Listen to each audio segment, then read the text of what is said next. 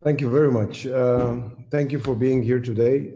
As you said, my name is António. I'm from AIPEX, and I'm going to share with you our thoughts about this important topic, where we believe, as it had been said by my friend, good friend, the Ambassador Lawrence, and also I would like to greet all of you for inviting us to participate in this important event. Well, we are going to discuss the subject of dealing with the challenges that Africa and Angola specifically has on the logistic importance from the relevance that as an emerging focus, property development of logistic related infrastructure is key for Africa's development. Therefore, there are some important elements that we will bring to the discussion so that we both share our views and also give you the understanding of that we have about Angola's regional integration and the role that Angola could play. I'm sharing here with you the agenda that covers 5 points. I will stick to the time limit so that I don't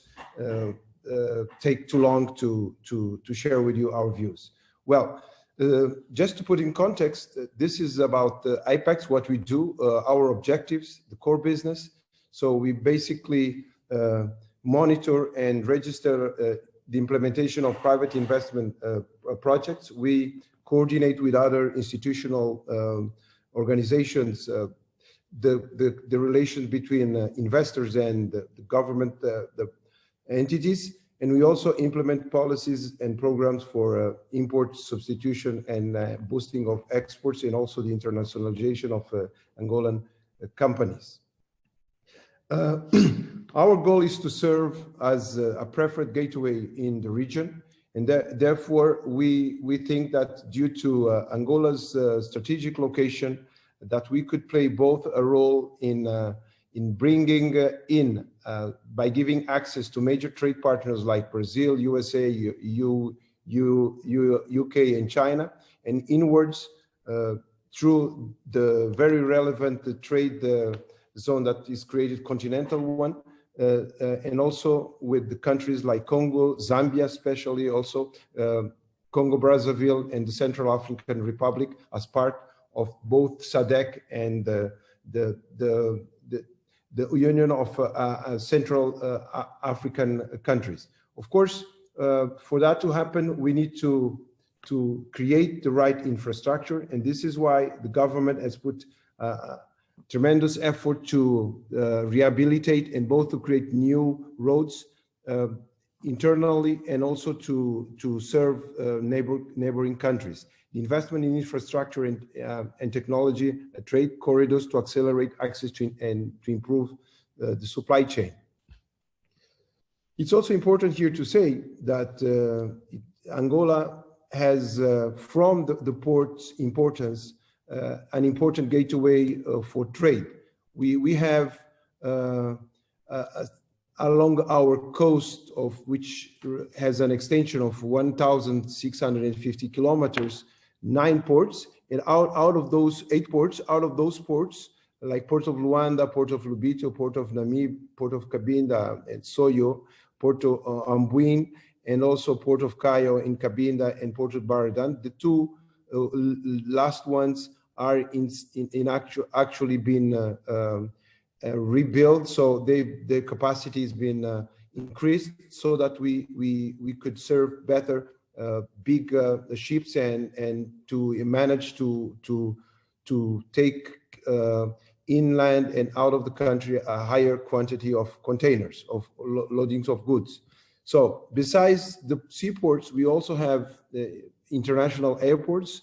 There are 3 of them. The airports are located strategically both north in the center of the country and south of the country, so that when serving due to Angola's territorial extension, we are able to cover both the internal needs of reduction of asymmetries and the promotion of a much more, let's say, unified way of developing the country, and also to be able to serve countries from north, let's say DRC, and also Zambia and south, the Namibia and Botswana and Zimbabwe and the other countries that are more south. Effectively, we believe that with this strategy, we will be able to reach our objectives, which are mainly to play a role in harmonizing the link operations between industrial parks, free zones, and other pertinent areas.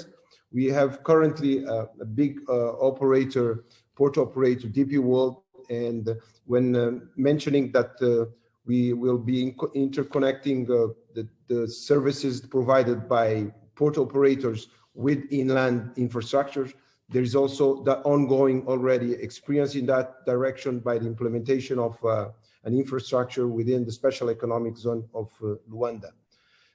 We are also believe that it's important to leverage the benefits of the free zones. So now Angola has put together a new free zone law, and to support clustering, collocation of economies, as well as investment attraction toward regional industrialization. When mentioning this particular aspect, it's important to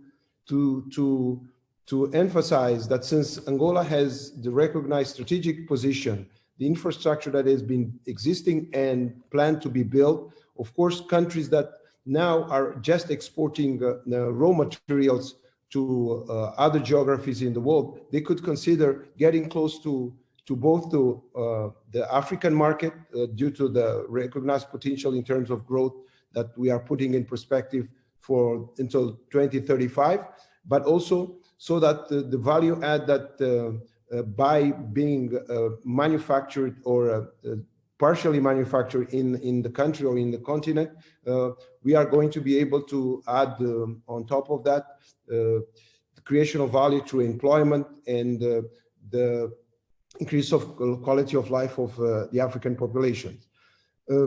We also think that around our objectives is to boost the diversification through a structural transformation of Angola and its neighboring African economies. We want also to promote the input of products and value add by processing manufacturing, as I've mentioned before. This is a snapshot of the new law, 35/20 on the free zones. Those are the main bullets are around the importance of the law. So access, investment, operation, explorations, benefits, special regime. I will be able to discuss in more detail about the law on the Q&A session. Final remarks, and since we are short of time, I will emphasize the advantages of Angola because of its geographic location that makes ideal for industrial hub and gateway for the region in terms of trade, travel, and tourism. Ongoing investment in infrastructure that is a major strategic point that our government had in account from its own strategic views on the requirements and the needs of the country for the future, and also to be aligned with the development of Africa as an whole and all its potential. This can also be realized in partnership by all parties, and this is why I believe that initiatives that the one that you are promoting are key. Besides this, as has been said by His Excellency, the Ambassador of Zambia, we are not only border countries, but we are brothers, and we feel that through cooperation and mitigation of, let's say, of risks and investments on that could be done each side by its own, we are going to be able to be more effective and more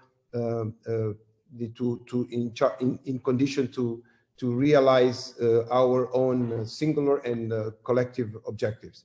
Having said that, I thank you very much for your attention, and I'll be open to take the questions from the Q&A session. Thank you very much.